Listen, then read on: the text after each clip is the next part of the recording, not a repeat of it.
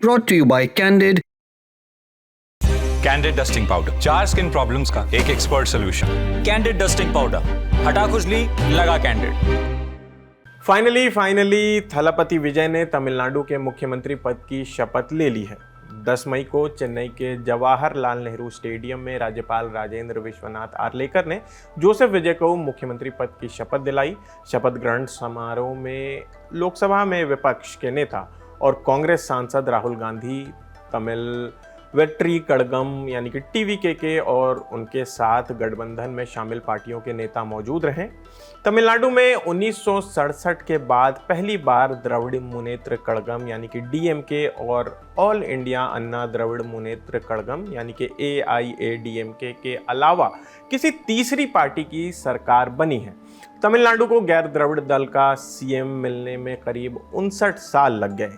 इससे पहले 1963 से 1967 तक कांग्रेस सरकार में एम भक्तवत्सलम मुख्यमंत्री थे। जोसेफ विजय के साथ उनकी कैबिनेट के 9 मंत्रियों ने भी शपथ ली है। इनमें एन आनंद, आधव अर्जुन, डॉक्टर केजी अरुणराज, के सेंगोट्टयन, पी वेंकटरमणन और आर निर्मल कुमार के साथ साथ राजमोहन, डॉक्टर टी के प्रभु और एस कीर्तन का नाम भी शामिल है। ये सभी टीएमके के ही विधायक हैं। मंत्रियों के विभागों का बंटवारा बाद में होगा। गठबंधन में शामिल पार्टियों के मंत्रियों के नाम का ऐलान भी बाद में किया जाएगा। पीएम मोदी ने भी विजय को मुबारकबाद दी है। उन्होंने एक्स पर लिखा कि सी जोसेफ विजय को तमिलनाडु के मुख्यमंत्री पद की शपथ लेने पर बधाई। उनके आगे के कार्यकाल के लिए शुभकामनाएं। केंद्र सरकार तमिलनाडु सरकार के साथ साथ मिलकर लोगों की जिंदगी बेहतर बनाने के लिए काम करती रहेगी। शपथ ग्रहण समारोह में लोकसभा में विपक्ष के नेता राहुल गांधी भी शामिल हुए। विजय के शपथ लेने के बाद राहुल गांधी ने उन्हें बधाई दी है। उन्होंने एक्स पर लिखा कि तमिलनाडु ने अपना फैसला चुन लिया है। एक नई पीढ़ी, एक नई आवाज, एक नई सोच। पीएम मोदी ने भले ही विजय को मुबारकबाद दी, लेकिन उन्होंने दूसरी तरफ कांग्रेस पर निशाना भी साधा। दिलचस्प बात यह है कि कांग्रेस ने तमिलनाडु में टीवीके को अपना समर्थन दिया है। प्रधानमंत्री 10 मई को बेंगलुरु के एचएएल एयरपोर्ट पर एक बीजेपी रैली में बोल रहे थे। उन्होंने कहा कि कांग्रेस का डीएमके के साथ 25 से 30 साल पुराना रिश्ता रहा है। 2014 से पहले कांग्रेस के 10 साल के शासन के पीछे डीएमके की गारंटी थी। लेकिन जैसे ही सत्ता का खेल कहीं और मुड़ गया तो सत्ता के लालच में सत्ता भूखी कांग्रेस ने पहला मौका मिलते ही डीएमके की पीठ में छुरा भोंक दिया। खैर, वापस विजय पर आते हैं। करीब 4 दिन तक चली सियासी उठापटक के बाद आखिरकार टीवीके के बहुमत का जादुई आंकड़ा जो है उन्होंने जुटा लिया। इंडिया टुडे की रिपोर्ट के मुताबिक विजय ने शनिवार 9 मई को चौथी बार राज्यपाल से मुलाकात की और 120 विधायकों के समर्थन वाला पत्र सौंपा।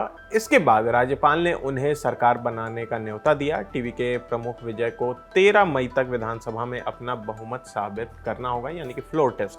तमिलनाडु विधानसभा की 234 सीटों में से डीएमके ने 59 सीट जीती, एआईएडीएमके ने 47, कांग्रेस ने 5, भारतीय कम्युनिस्ट पार्टी यानी कि सीपीआई ने 2, मार्क्सवादी कम्युनिस्ट पार्टी यानी कि सीपीआईएम ने 2 और भारतीय जनता पार्टी ने 1 सीट जीती है। टीवीके 108 सीटों के साथ सबसे बड़ी पार्टी बनकर उभरी है, लेकिन बहुमत से दूर रह गई थी। इसके बाद कांग्रेस, सीपीआई और सीपीआईएम के समर्थन के बाद विजय के पास 116 सीट ही हो रही थी। शनिवार को विदुतलाई चिरुथाइगल काची और इंडियन यूनियन मुस्लिम लीग आईयूएमएल ने भी विजय को बिना शर्त के समर्थन दे दिया। दोनों पार्टियां पहले समर्थन देने से इनकार कर रही थी। इसकी वजह से 7 मई और 9 मई को विजय की शपथ टल गई थी। दोनों पार्टियों के पास 2-2 सीटें हैं।